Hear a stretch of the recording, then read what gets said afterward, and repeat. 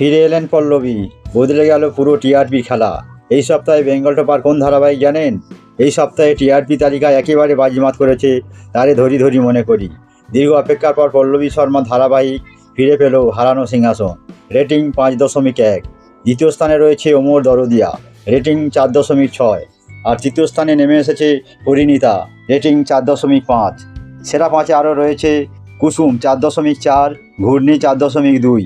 অন্যদিকে জোয়ার ভাটা আর পরশুরামের সঙ্গে বিদ্যা ব্যানার্জি যৌথভাবে পেয়েছে 4.1। চর্চায় থাকা কমলা নিবাস ও লক্ষ্মীর ঝাঁপি দুটোরই রেটিং 3.7। সবচেয়ে বড় ধাক্কা খেল কোণে দেখা আলো, রেটিং নেমে হয়েছে মাত্র 3.5।